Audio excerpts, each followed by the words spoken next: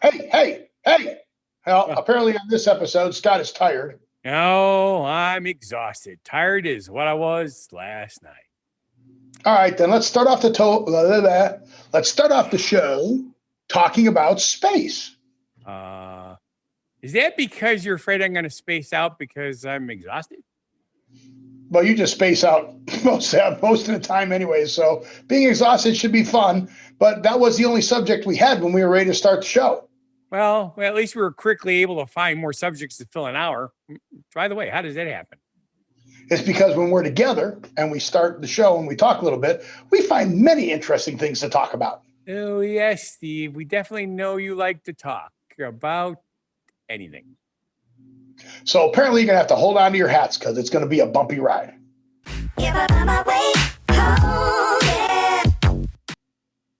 Okay, Scott, now you're going to start the recording after I say this. 2. Welcome to the Don't Know Show. I'm Steve. And he's Scott. And we're going to talk about what we've noticed is going on. We're going to talk about what's going on in the world today, because this is a tale of how bad life decisions led to a YouTube show and podcast that you're enjoying every week. Okay. So what's going on in the world? Well, you're not going to yell at me no more, right? I didn't yell at you. I was just trying to help you with your edit. Was it not helpful? No. Why? Because you were my TV. You do fine. I do. I'm funny. You're just gonna cry the whole I'm show. Funny? How funny am I? That was ad lib, you know. It was. Yes, I know that because it's not on the board. No, I mean that line. Am I funny? How like a clown? That was an ad lib. That was not a written line from that movie. Oh, yes, from the last show. Okay. I see where you're going now. Why are you doing this to me? I told you before, I'm really tired. I know. That's why it was going to be hey, buckle in, folks. Scott's very tired. He had a late run last night. In the cold. He's just out of sync. Yeah, which means he didn't sleep well. Ooh, that would be a new band, Out of Sync instead of In Sync. Or Sleep Well. Welcome to the band Sleep Well. Wouldn't that be from the movie Robots? We'll talk about those later. No, that's Big Well, not Sleep Well. Okay. We'll talk about robots later. Okay, I like robots. God's jumping all over the subject board. Should we just throw the subject board up there so everybody else can see where you're going to jump from to today? Considering you're on 2 computers, Scott goes, how come my cursor's get your cursor out of the way? I can't figure out. Wait, that's my cursor on my other computer. Yeah. Oh, yeah. I was on 3 different computers doing this today. Yeah. And oh well, let's go on. Oh, hey. So what's behind you? What's behind me? It's a San Jose Thundercat. Oh, from my see, San Jose Thunder. Oh, wait, you're the San Jose. That's Mitzi. That's what that is. Oh my. Is that one of your cats? Is that one of your farm cats? Well, sort of. That's the one that Keith rescued and has been living. Obviously she's an indoor-outdoor, but we have to stay with her because we're on a highway, so he's a little nervous about that. And she has been known to chase other cats across the street. So she can kill animals and defend herself, but she doesn't know to look out for cars. Well, for the most part, she does. It's only when she's chasing. We lost a dog on the farm a long time ago. The dog was well-trained, walked with us. The whole thing stayed in the yard, but certain things like squirrels, it's like you couldn't stop her from chasing a squirrel. Right. Not possible. Right. And if the squirrels are smart enough, they run them out into the road. But I took this picture simply because I thought it was really cool. Remember last week I told you we were finally warming up and the snow was finally going to start melting because we had 44 inches of snow on the ground? Right. So that snow that you see in the picture is in the shade, or is it a big pile of snow? Neither. That's actually what in the main patio. The part that's clear behind it, the way the picture came out, you can't see it. But literally, if you go 2 more inches up, you'll see that it's underneath the giant pine tree. So the snow doesn't go underneath the pine tree. Oh. Okay, so that's the only clear spot in the entire yard at that time. But today, all the snow is down to about 4 inches. Nice. And we're supposed to hit 60 tomorrow. So We're pretty sure it's going to be gone. Yeah. I don't think the groundhog was right this year. Said 6 more weeks of winter. We're not done with winter, you know. It got, I know, but still 6 more weeks. I mean, it was only bad for what, 2 weeks, 3 weeks? 3 weeks, yeah. Yeah, 3 weeks where it was really bad. I mean, it was like 6 weeks worth of winter in 3 weeks, but right. Yeah, no, we can't bitch. This was actually a fairly mild winter, except for the 3 weeks of February. But that's the kind of weather we should have had in January, which we didn't get. So whatever. Right. In January, 6 more weeks, according to Punxsutawney Phil. Right. And what number is he? Do you remember? Is it like the 14th or something? I don't know. You know, because they don't live that long. I think they have a lifespan of like 6 years or 8 years, maybe. I don't know. How many Punxsutawney Phils have there been? Showing results for Punxsutawney Phil. Punxsutawney Phil celebrate on February 2nd each year. Let's go to the wiki page. Wow. Really? They've been doing this for like 134 years? There's got to be more than just no show. A dozen then. Oh, where is it? Cobbler's Knob, Punxsutawney Phil. Since 1886. No kidding on the Don't Know Show. Surprise. 1886. Yeah. The lifespan of a groundhog is 6 to 8 years. I was right. Lifespan is how long? 6 to 8 years. Now, here's what's funny. The average lifespan of a groundhog is 6 to 8 years, but according to the Punxsutawney Groundhog Club, there's only one Phil. He's been making weather predictions since 1887. Right. There's only one Mickey Mouse, right? Now, how many Mickey Mouses are there? Just one. There's one. But yeah, it says here that prior to 1993, the crowds in Cobbler's Knob were only about 2,000. When Groundhog Day hit, the movie, right, it went to 10 to 20,000 people. Where the event took place without any crowds. So 2021, there were no crowds. Aha! I just found some more information. Yeah. Yes, in captivity, groundhogs can live up to 14 years. There you go. So, but still, I mean, we're talking about over 100 years. So we're talking about a minimum of 10 groundhogs have been Punxsutawney Phil. Yep. Because they won't tell us. They will not tell anybody how many there's been because there's only been one. Here's the other deal, dude. If you take a look at the percentages of long winters or early springs, a majority of the predictions are long winters. There have only been 1, 2, 3, 4, 5, 6, 7, 8, 9, 10, 11, 12, 13, 14, 15, 16, 17, 18, 19, 20. There have only been 20 early springs. Oh, really? The number's there. Okay. Yeah, there's been 104 long winters and 20 early springs. Predicted or reality? Predictions, right. And it's basically like a 50-50 crapshoot, isn't it? Yeah, well, it claims that they're 100% accurate. Okay. How would you know? Okay, here it is. There's always 6 more weeks of winter because on the calendar, there's 6 more weeks of winter. Right. So it might not be winter weather. Yeah, but impartial estimates say the groundhog accuracy is between 35 and 41%. So you might as well have a monkey throwing darts at a. I thought monkeys threw their poop. Monkey, no, it's gorillas. Monkey throwing a dart at a, what do they call those things? Dartboard. Oh my God. Yeah, thanks for the help. Feel free to jump in anytime there, Mr. I'm tired. Oh.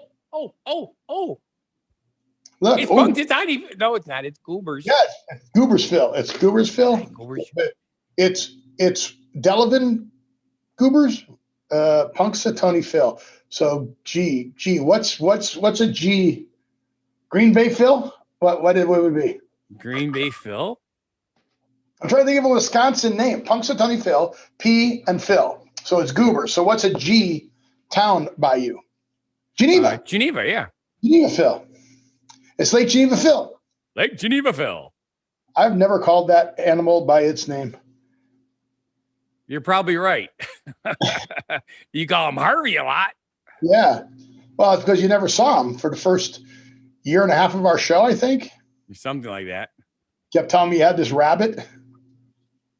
What rabbit? I think you're imagining things. Well, speaking of first. First? What's a first? Firsts. First. Okay. First. So now we're having space hurricanes. We are? Yes. Yes. How do you get a space hurricane? Let me guess. You actually know. I don't know. It's the don't know show. The don't know show. So we're going to find out together. Is this the concept here? Yeah, but it apparently is actually swirling above the Earth's atmosphere. So it's outside of the Earth's atmosphere. And the first ever documented space hurricane just so happened to be over our planet. It was 620 miles wide. Okay. And it rained electrons instead of water. Okay, because it was swirling masses of plasma. Okay, I get it. And it was over the North Pole for like 8 hours. Interesting. So you know where Montgomery, Alabama? Yeah, and Miami is? I does. That's about 600 miles. Well, that's 587 miles. So it's even bigger than that. That's actually pretty big. I said about. About face. It's a boot because it was over the North Pole. Right. It was over the North Pole. Where was it? It was over the North Pole. That's what it says. Yeah, North Pole. Oh. Says there's no rain falling from these flows, rather electrons will rain into the Earth's upper atmosphere. How cool is that? Yeah. They're believed to be caused by streams of plasma from the sun known as solar wind. I thought that's what gave us the northern lights. Well, that's what they're saying. That's why they could see it because I get it. Right. So what the hell's that? What's what? Are you going to share something again? No. You want me to? No. Okay. And I won't. But I just thought that was weird. Yeah. Well, look at this. We don't have anything to worry about because we're protected by both the atmosphere and the magnetosphere. Right. However, these hurricanes can cause big problems because the radiation associated with the sun's charged particles can interfere with orbiting satellites and some ground level infrastructure, which means telecommunications, by the way. Yep. Cool. I learned something new today. But I can't hear you. There's a problem with my communications. Oh, no. So you found something about Mars. Yes, because I like the Martian. My favorite Martian was my favorite Martian. Your favorite Martian was your favorite Martian. Yep. It was Uncle Martin. So out of all the movies with Martians on them, that was your favorite Martian? Well, because it wasn't a movie, it was a TV series, but I liked it. And actually, he ended up playing in the movie. What did you like about it? What I like about him, he was funny. But anywho's, remember how we talked about the 3 countries that sent probes and satellites and stuff to Mars, and they all arrived within a week of each other? And the NASA one was called Perseverance. Mm-hmm. Guess what it done, dude? It played Ray Walston. Yes. No, it didn't. You know who Ray Walston is? My favorite Martian. You did know that was his name? Yes, I did.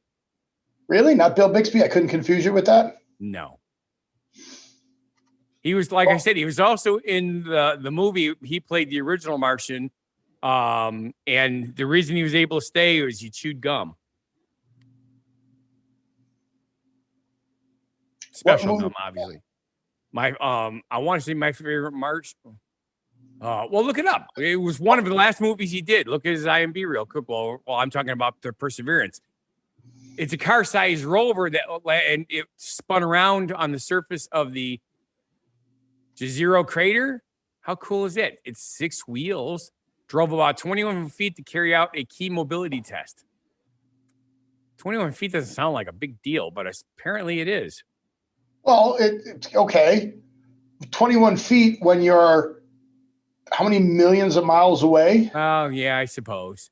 And it has enough power to go. It's gonna travel. They're saying like 600 over 600 feet. Over. So don't correct me. It's gonna be over six. I know it says 656, but I'm saying over 600 feet over the next 2 years. Oh, let's see. It said that it drove straight for 13 feet and turning around to back up 8 feet. There you go. Yeah. So, and it left tracks on the surface that they recorded on video. There you go. This is Mars. Mars. You know what that means, right? You know what that means for Mars? We're gonna leave crap on it. Well, we've already done that. Yeah. But that means Mars is the only known planet that is inhabited entirely by robots. Ooh. That's one way to look at it. I like that. That's pretty cool. Right? The only known planet inhabited entirely by robots. Because it is. That's true. Well,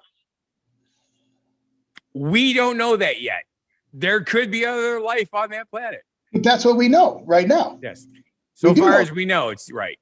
We do know that. So no, it doesn't take what I said. No.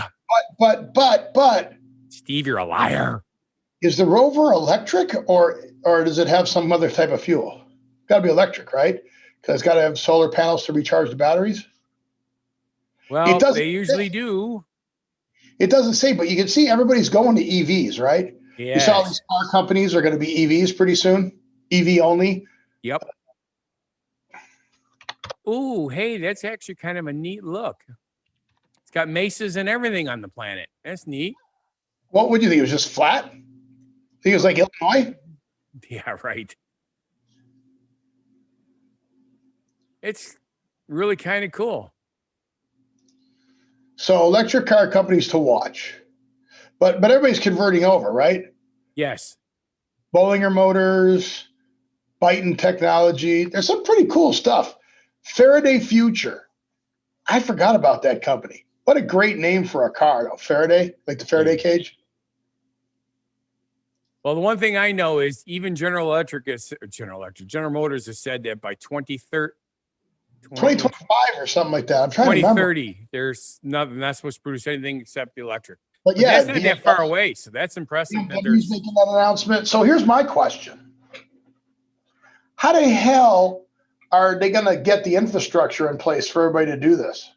Well, that's only part of it. What's only part of it? It's kind of funny that we have this picked out because I did not know we were going here. Because they said no shot. One of the guys that stayed on the bus with me for a little while because he left early and he was waiting for his ride and he didn't want to stay inside the building. We got to talking about how things are going all electric, and it's kind of surprising because the car companies have been in bed with big oil forever. Right. So, because back in the 70s when they had the big oil shortage, there were cars out there that were being built by inventors, carburetors and stuff that were giving vehicles 100 miles per gallon, and the oil companies were buying it all up. Which we don't have. All you got to do is heat the fuel. Just heating the fuel alone gets you better mileage, and we don't do that. Well, they said it was too dangerous. Like when you put it in the engine, it's literally exploding. Yeah, and then you're pouring raw gas out through your catalytic converter. Right. Then, you know, hey, do you remember when we used to be able to make our cars intentionally backfire flames? Yeah. It was like being the Batmobile.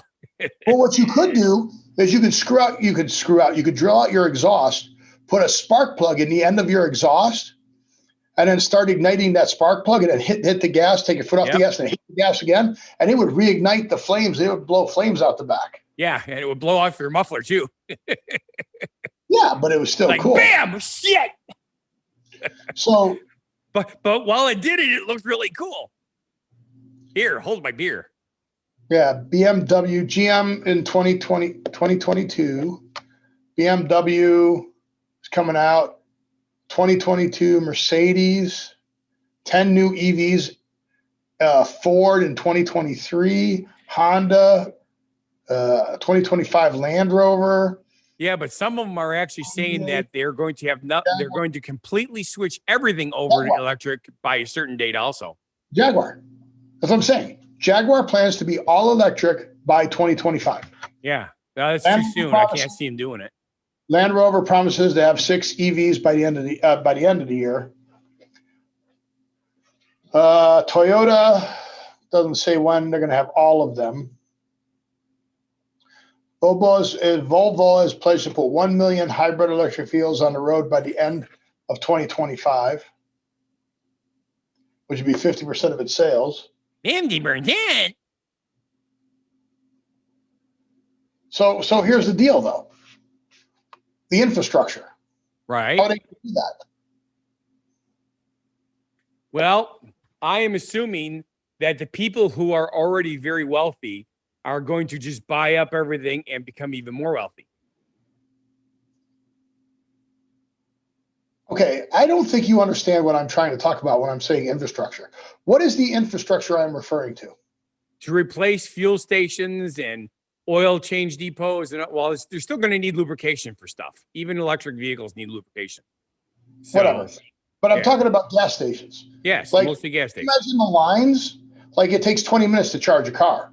So if you're 2 in line, you're going to be waiting like almost an hour to get your car filled up. And then by the time you get it filled up, it's going to be an hour. So if there's only 2 cars in front of you at a gas station on an EV, you better plan on being there for an hour.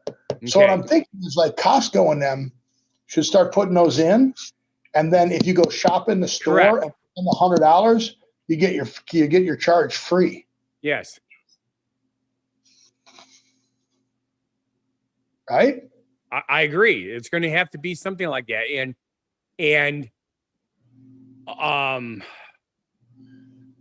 mom and pop stations are going to find it even more difficult to compete at this point. Are there any mom and pop stations left? Yeah, but not as, that's a valid point. Mostly in smaller communities. But like we have 2 new quick trips in our town, and they're great companies. QTs are great. So what I'm thinking is, and of course, just because they're not going to sell anything but EVs, you do realize that people are going to keep their gas vehicles for decades at that point until they're no longer viable. So it'll be a slower changeover than it sounds. Yeah, I'm like, how the hell are we going to charge our vehicles? You know, most people charge it at home, and they'll have charging stations at their workplace at their destination. So, how many? You still got to build them, right?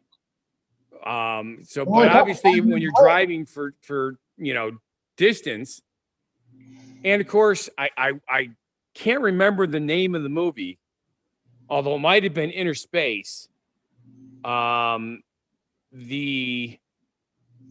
inventor guy has a car that has solar panels on his roof, but if he runs into a cloudy day, he can't make it to work on time. And it's funny, but obviously nowadays solar panels are a lot more efficient. I also envision seeing solar panels on roofs of vehicles. Okay. If you say so. It just makes sense to me. Because right now we had solar panels in our buses as trickle chargers, so that we kept it in the window for when because the buses sit, especially in the wintertime, they sit for months, and those solar panels kept the batteries from going dead, which is a bad thing. No, it's a bad thing if they go dead. It's a good thing that the trickle chargers kept them from going dead.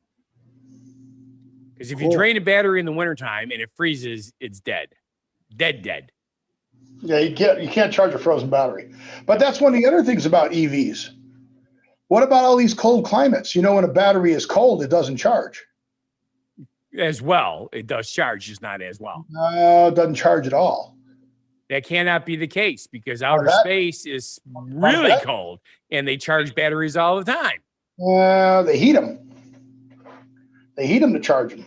So what you're telling me is they have little itty bitty fires underneath all the batteries. No, they have big fires. There's no oxygen. They have big fires under all the batteries. You don't listen. Big fires. But that's one of the things that people are starting to complain about as these EVs become more popular, especially Teslas. One of the rubs I've seen about them is, in a Tesla, the window's got to come down a little bit for the door to open and close, right? I did not know that. Yeah. So the when you open a door in a Tesla, the window pops down a little bit and then the door opens. Well, what if your window's frozen with all the ice around it and it can't pop down? Yeah. The door doesn't open. So that's one of the problems. And they're also finding in these cold climates where the battery's not warm, they plug it in and it's not charging. It takes a while for the battery to get the heat going. And then once the battery starts to warm up, then it'll start charging. So, I see. So don't tell me I don't know on the Don't Know show, because you don't know. You don't know. You don't know. I don't know either. You don't know. Don't make me get you in trouble. Although I can't. In trouble. Since you're not watching the show, I can say stuff and then nobody will even know I said it. Yes, I'm safe. I'm safe. Until we start going someplace that has Wi-Fi. Mm. Yep. But on Mars, nobody drowns. Well, they don't know that either because they think there may be water under the surface. But then I guess robots don't drown, right? Right, because it's heaven only by robots, and they've invented underwater robots that help people to stop. Wait a minute.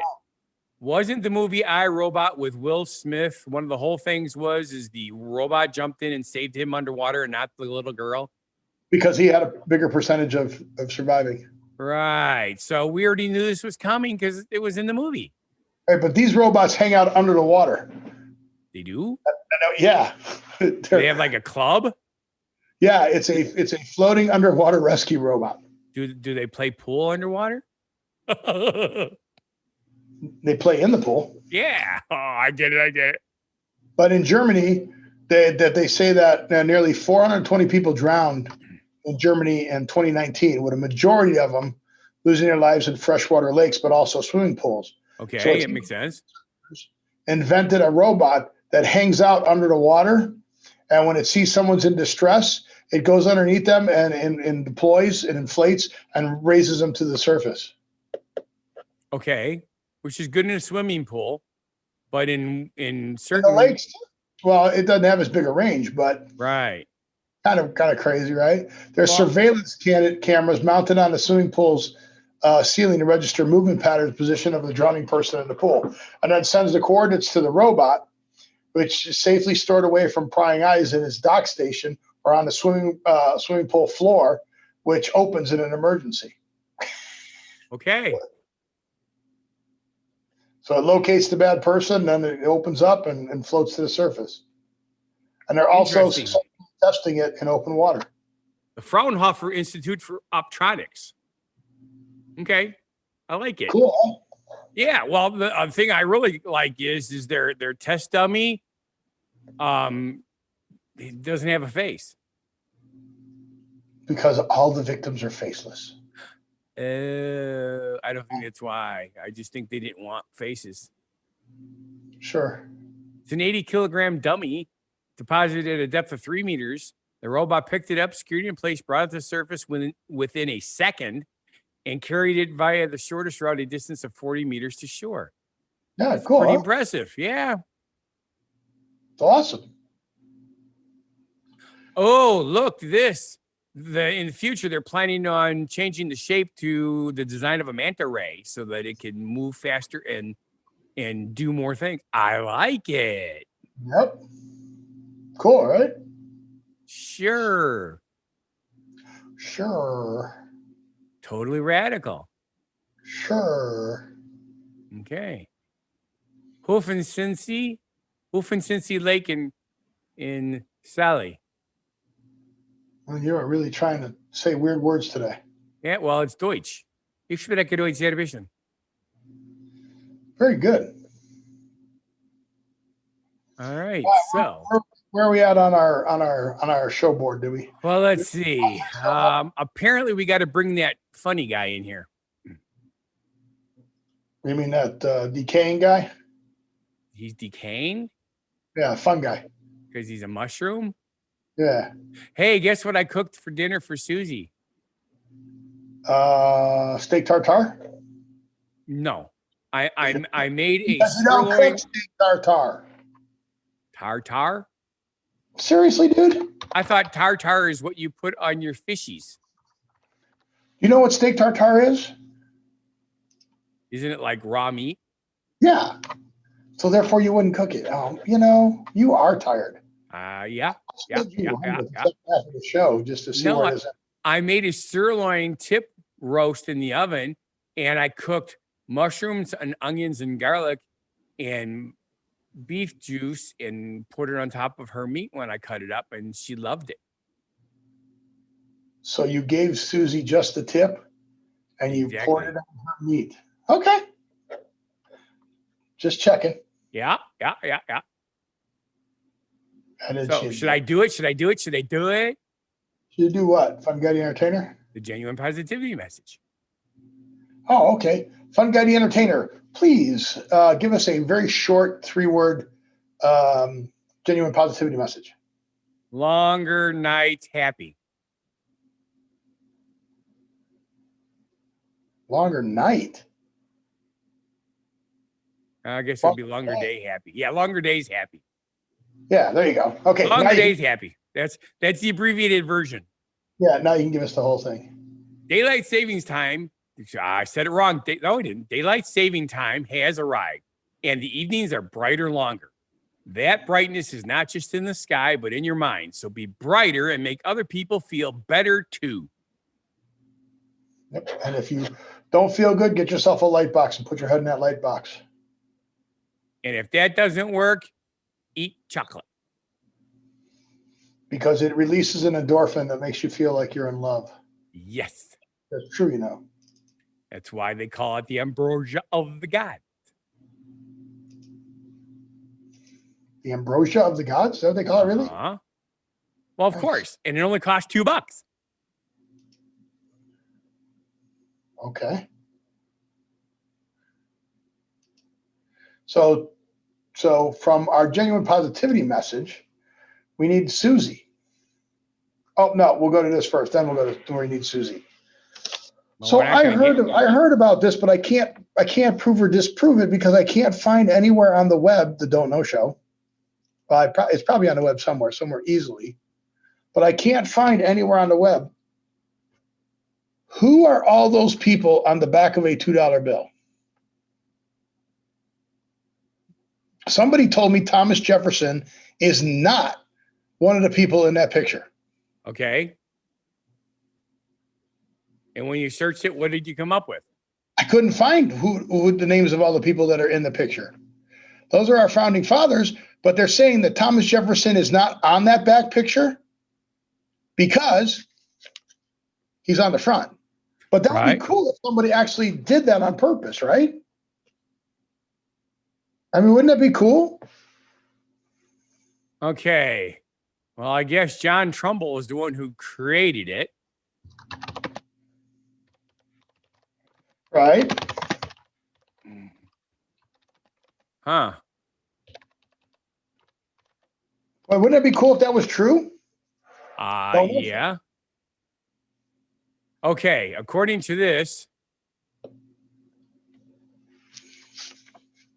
the $2 bill is the only bill that we have in our currency where the person on the front is also on the back of the bill. Oh, so he is one of those guys. As we look at the front of the bill, we see a picture of Thomas Jefferson, the third president. Turn the bill over, and we see a picture of the signing of the Declaration of Independence. Aha! The people standing around the table were the committee who wrote the Declaration. The main author was Thomas Jefferson, the tallest person in the center. He's not really in the center, but I see him. Yeah. Then you got Ben Franklin. I can see Ben Franklin. He's in the crease on my. The person on the far left standing was John Williams, second president. John Williams? All right. Yep. John Adams was there. John Adams. John Williams is the guy who did Star Wars. Right. John Adams. Sorry. Wow. I was thinking Star Wars because it's farther ahead. They were both presidents and the only presidents that signed the Declaration of Independence. Check that out. Right. Here's another cool thing. They both died on the same day, July 4th, within 3 hours of each other, exactly 50 years after they signed the Declaration. In those days, the average man lived to age 45, and Adams was 90 and Jefferson was 83. Cool. But the rest of the people, you're right, they don't say who they were. They're just committee people. And I would assume in the records somewhere that is written down, but it's not common knowledge. Right. It wasn't easy to find. Right. Very, very cool. Well, that'd be a cool story though if he wasn't on the back because he was just on the because he's on the front, so he's not on the back. Right, but he That'd is. Be a cool story to tell everybody though. Yeah, I like it. It's kind of cool.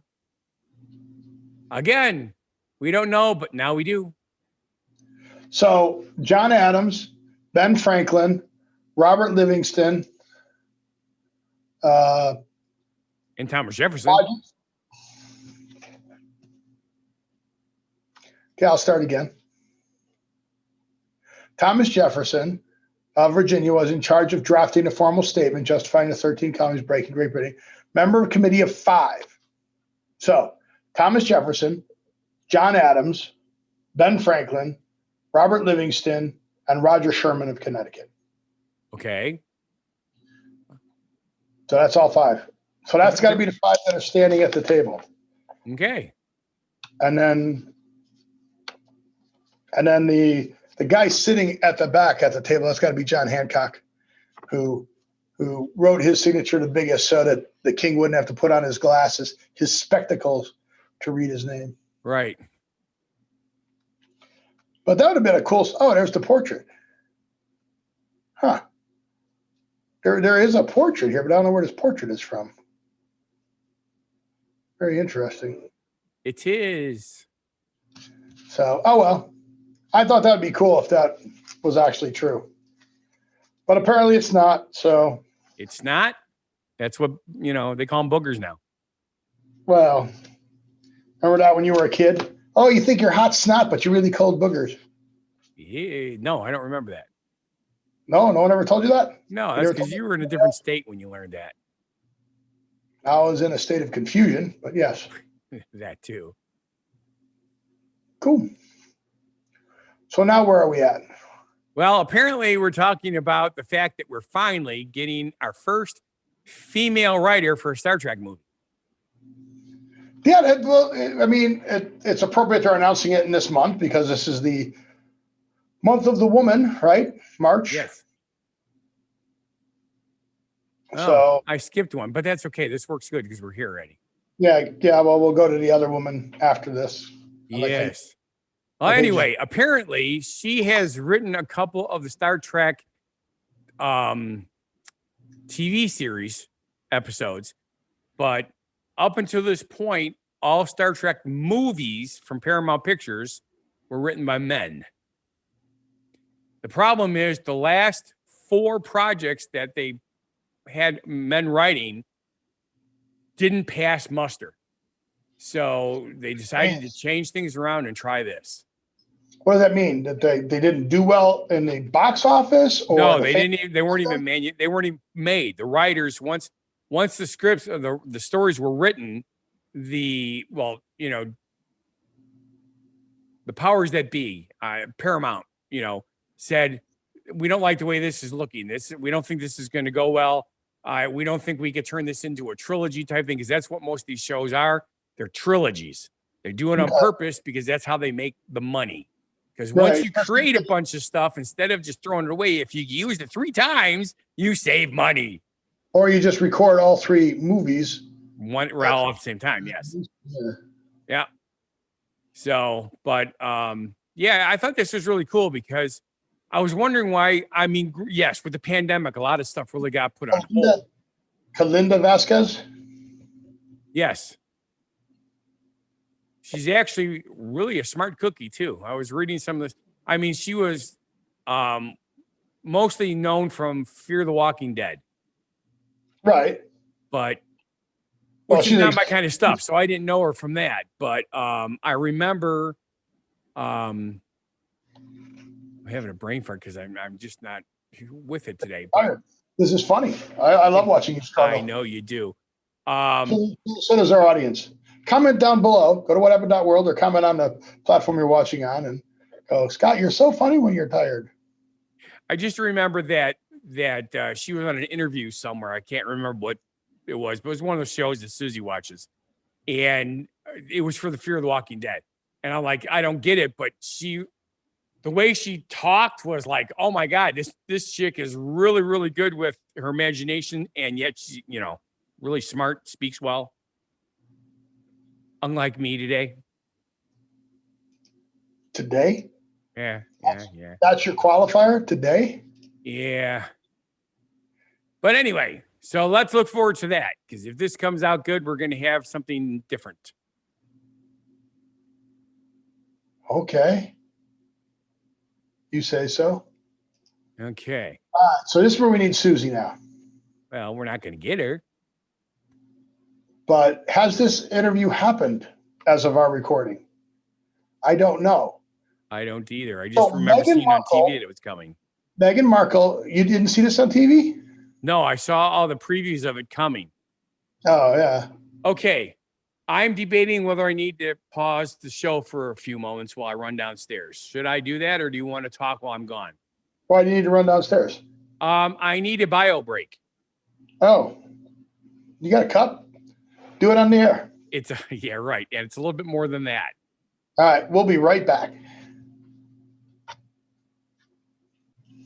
Recording. We're good.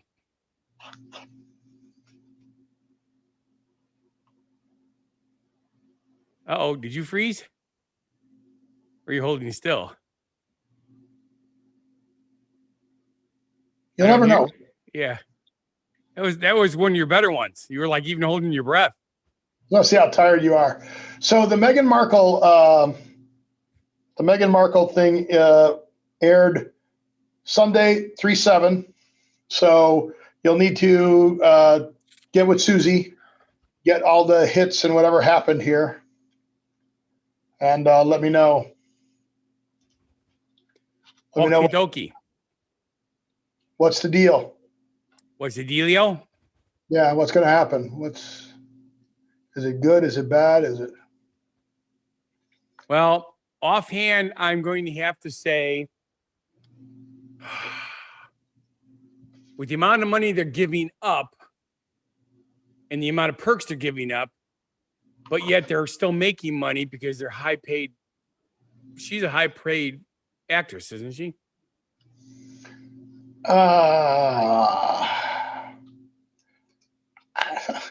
Again, this is not my field. I'm not into the royals, but if I recall correctly, she actually makes money. Well, yeah, I mean, she is an actress. I mean, she's not an A-list actress. Yeah, they got they're worth like $10 million.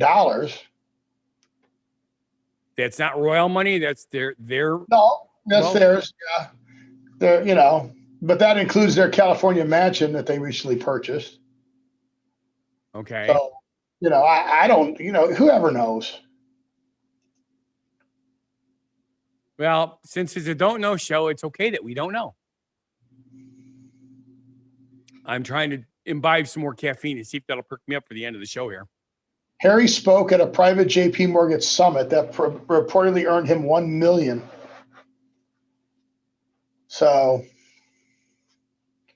and theoretically, somebody said that Netflix offered him $100 million to do some programming with them, some children's programming, some films, some documentaries. You can't live on $100 million. You just can't. No. So, yeah, who knows? Yeah. I mean, for the longest time, I used to ask for $3.2 million whenever it's, can I get you something? Sure, I need $3.2 million. Yep. I could probably live the rest of my days off that money. However, I decided that it's not enough because if I had money, there are some things I would really like to accomplish in this life, fixing some things that I think need to be fixed. Yeah. So I will settle for $3.2 million, But if somebody could come up with a 55-gallon drum filled with $100 bills, real ones, not counterfeit ones or Monopoly money ones, that would allow me to do a lot of good things. Yeah, I mean, it will be interesting to see what comes out of this. I don't know. Well, if they're making that kind of money, aren't there other stars that make a lot of money? Oh, there's stars that make a lot of other money. I mean, there's a lot of stars, but they're talking about. I say I try to segue, but I'm not ready to go there yet. See, he yells at me when my segues are good. I come up with a good one. He freaking ignores it. Well, your segue is too early. We haven't run the course on this subject yet. They are comparing this to Princess Diana's interview and whether it's going to hurt the royals or not. I don't see how it can hurt them. I mean, what's she going to say? It's not like Scientology, is it? No. You going to say something bad like Scientology or something? Nah, yeah, I have absolutely no idea. Everybody realizes that all you have to do is pay attention, and you'll know that the royals have a different code that they have to live by, and is not necessarily the most convenient for people like, the people who have to, like hers, Meghan Markle. If it's not your bag, it's not your bag. I don't give a shit. It's not my bag, baby. I'll tell you what, if they're short people who are willing to follow the royal rules, I will gladly become a royal to make that kind of money, and I'll follow the rules 100%. Sure, no problem. Yeah. Crazy. Oh, well. So what you were saying, though, is, how much does she make? How much do stars make? And stuff like that. So what you were asking me was, what do some TV and Hollywood people make for shows, right? Yes. They always talk about that. Like, do you remember Jerry Seinfeld? He was making $1.5 million an episode. Yes. I remember back when the A-Team was on, the original A-Team, and Mr. T was making like $100,000 an episode, and that was considered like a huge amount of money. And nowadays, that's what the beginning people get. Well, NBC offered him $5 million an episode to do a 10th season, and he declined it. Yeah, how crazy is that? Well, yeah. I mean, because obviously he doesn't need the money. That was his take. Yeah. Here's the one I couldn't believe that she made $70 million from the movie Gravity, Sandra Bullock. Right. I don't think that movie did that good, did it? Well, maybe it did. I don't know. It did well. $70 million well to pay her? Yeah. See, luckily the film was really good. I guess. La La Land paid Emma Stone $26 million. That's pretty good. Yeah. I hate these where you have to click this stupid thing to go to the next one. Yeah. Now, we always knew that Tom Hanks is a major A-lister, and the stuff that he does, he's top notch. I was pretty impressed with the 40 million. It's like, holy shit. Yeah. Saving Private Ryan and Forrest Gump, 40 million each. Yes. All right. Cameron Diaz made 42 million for Bad Teacher. Well, yeah. See, no, she only got paid $1 million. She ended up with 42 because she took a cut from box office sales, and the show was phenomenally popular. See, that's how you do it. Jim Carrey for the movie Yes Man, 30 million. I like that movie. It's one I didn't see. You didn't see that one? You should watch that one. Yes Man's a good movie. Brad Pitt making 30 million for Ocean's 11. Yeah, the whole cast makes good money on those movies. Yeah. Kelsey Grammer made 1.6 million for the last 2 seasons of Frasier. That's pretty good from back then. You bet. That was pretty good. So Kelsey Grammer's got some bucks. Harrison Ford $65 million for Indiana Jones sequel. Yeah. Crazy. Crystal Skull or whatever it was. Yeah, that's what it was. Crystal Skull. Holy shootskis! Yeah. Oh, wow. Yeah. Bruce Willis, $120 million freaking dollars. Yeah, but it was the $20 million paycheck for the film Sixth Sense, and then $100 million on top of from the gross revenue and video sales. Yep. See, if you're confident in your movie, that's a great deal because they don't have to come up with the money unless it does well, which is, they like that. And then, of course, you can really make some serious bucks. And then we all knew this. We talked about this on the show, Big Bang Theory. The main cast members all made $1 million an episode. Yes. And then to keep the two girls on, Mayim Bialik and Melissa Ranch. Yes. The cast took a pay cut so that they could make like $800,000 an episode. Right. So that's enough of that. Okay. Yeah, there's a lot more, but you can look it up yourself, folks. It's amazing how much some of these people. And I'll tell you something. I'd love to make the kind of money for our show too, but we don't have that kind of following yet. We gained 5,000 again. Cool. I also have another thing I want to talk to you about later. You gained 10,000 in the last two weeks, so sweet. That's awesome. All right, so you were talking about being cold. Cold? Out on your bus. Yes, I was.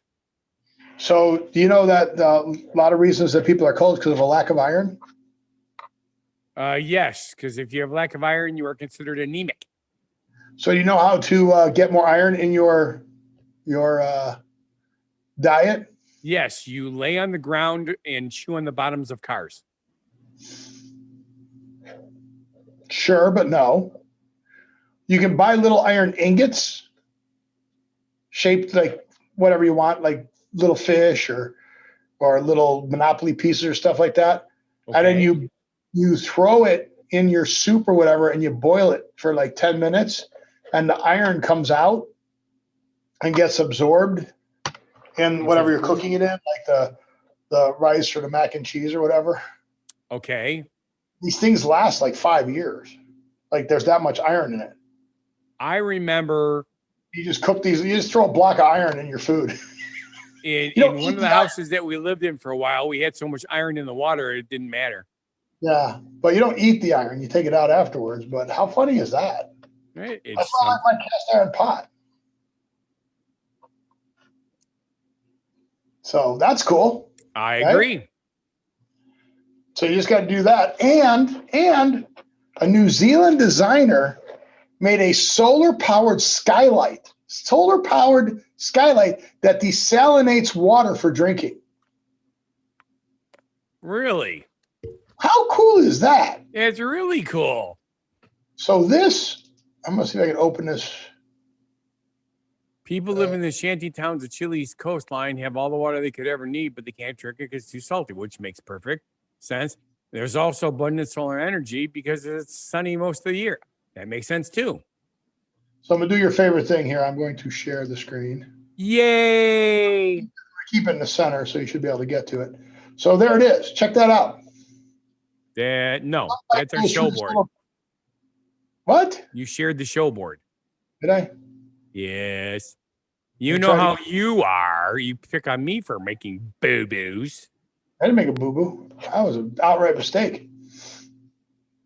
So there you go. Look, the sunlight comes in the evaporation chamber there, where the seawater is in the center. It evaporates out, and then the fresh drinking water is underneath. How cool is that? Yeah, you walk up to the light. You get diffused light through there because it's diffused through the water, and you drink the water. Yep. And it's always warm there, so it doesn't freeze. Yeah, it evaporates out through the ceiling. Isn't that crazy? You know, I come up with a lot of ideas, and I used to pass them on to my friend who was really smart because he builds robots and stuff. And it would really suck because I'd come up with this great idea, and then he'd say, nope, somebody did it already. He's like, oh, crap. Does he build robots on Mars? You know, I'm surprised he didn't get involved in that, but I think he is doing other things now. But that's pretty cool. It can purify 440 milliliters of water a day, with the leftover brine being sifted into batteries made of zinc and copper where they power an LED strip for use during the night. How cool is that? Right? That's pretty cool, right? And they're cheap to make, which is really cool. Yeah. So I thought that was very, very cool. Good job. So you want to do some weird, you didn't like any of the words that we were finding for right. Because they weren't just one word. They were like 2 and 3 words as a phrase instead of a new word. They were new phrases. It's like, yeah, the phrases that people are using, like my phrase, modern day COVID test. Yes, I'm still pushing the modern day COVID test. That's right. For those who know what a Dutch oven is, that's right. You take your covers, you cover your head and your partner's head, and you let one loose. And you say, look, honey, I'm just doing this for our health. And we'll make sure you don't have COVID. Because if you can't smell it or taste it, you might have COVID. But go ahead. What word did you find? Because there's words that people like to say. Like my sister-in-law likes to say couscous. Isn't that food? Yeah. But she just thinks it's a funny word, couscous. Well, what is onomatopoeia? I don't know what an onomatopoeia is, but I know what an onomatopoeia is. Onomatopoeia? Yeah, is that the word that you put out? That's the correct way to say it, yes. But I like it when you say it, because when I say it, it sounds goofy. Well, what word did you say? I said it phonetically. Onomatopoeia? Yes, that's phonetically. No, that's not phonetically. Go to Merriam-Webster's definition. They have it there phonetically, and it's onomatopoeia. Onomatopoeia. It's anyway, onomatopoeia. It is a noun, and it's a formation. No. Say what you said. What? What did you call it? Onomatopoeia. Look at it. O-N. Omatopia. Well, we got to put the hyphens in different places. Wait, you said topia. You said onomatopoeia. Right. So what's onomatopoeia, Scott? It's not anything.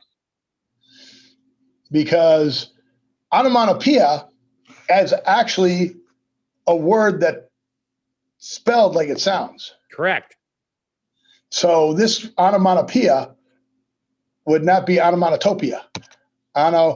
Onomatopoeia, I think is what you said. Right, because it's a topia. You know what topias are, right? Like utopia. So this is a word that lives in its own topia. Topia. You're not going to go for it, are you? No matter how hard I try, you're just not going to go with it. The Don't Know Show. So, anywho's. But to give you an idea of what it really is like cuckoo, cuckoo, cuckoo. It's the noise it makes on a cuckoo clock. And the sound of frying bacon is sizzle. Or hiss. The words that were created. The sinks or pow. Yeah, pow. Or bang. You get it? You get it? You get it? I like the way you say it because it's the right way to say it. But no, you say it. I want to hear you say it. Come on. I can't remember what it is now. You say it so well. Just say it. Just say it. Say it. Onomatopoeia. Pow, poof, ping, bang, boom, bam, crack, vroom, zoom, zing, click, clack, splash. Did you know splash was an onomatopoeia? No, I did not. Yeah, splash, roar, meow, zap, hoot, eek, pop, boing, beep, splat, and crunch. actually just realized you're not quite saying it right either. Crunch. I'm saying it right. You are not? Okay, how are you supposed to say it then? Well, there's no N, so it's not onomatopoeia. It's onomatopoeia. T, not N. You're saying it with an N. Say it the way you say it, but change the T to change the N I to a have T. a Midwest accent. That's all you're picking up. I got an accent. I say front room. Front room? Yeah. You say bubbler? Onomatopoeia. Onomatopoeia. Onomatopoeia. There you go. Onomatopoeia. That's better. Onomatopoeia. That's what I said. You've been saying onomatopoeia. Onomatopoeia. It's a T. Mata. So onomatopoeia. Onomatopoeia. Onomatopoeia. Onomatopoeia. What I said. Did you know said that it right 4 times in a row? Did you know crunch was that? Yeah, well, yeah, the captain decided that's the way it should be. I didn't know that. Smash, clink, creak, chop, slurp, bash. No. It has nothing to do with Colonel Clink. Clink. Clink is one of the words. The sound it makes. Slurp, bash, fizz, bark. Bark, woof. Bark? Whiz. Thud, growl, slap, plop, thud, slap. Wow. Quack. Rip, knock, kapow, wham, oink, howl, and growl. That's a lot of words that I didn't know were onomatopoeias. And there's more. The things you could learn from a Don't Know Show. Well, you know cock-a-doodle-doo. That's actually an onomatopoeia. Choo-choo. Choo-choo is one? Okay. Chugga, chugga, chugga, chugga, chugga, choo-choo. Jangle and jingle. Huh. Crazy. And there's more.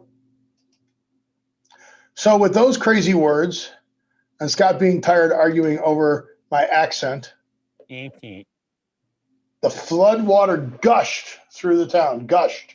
Gushed is an onomatopoeia. Really. Chattered. Chattered is an onomatopoeia. Chattered. That's crazy. All right. I want to say thank you for watching. And if you feel our show was not a bad life decision, then please subscribe, like, watch our other shows and channels. Hopefully Vegas is starting to open back up. I mean, Texas is open. Tennessee is open. Let's see what happens. Texas is open. They just had 130 immigrants come across the border since Biden opened up the border with COVID, all tested positive for COVID, and they released them. They just let them go. So go down there to whathappened.world. Please subscribe, like, oh la la la. Ooh la la. Think positive, test negative, live every day, and we'll see you on the next show. Be genuinely positive, live and love life, and have an absolutely fantabulous one. Be crazy, and just amazing.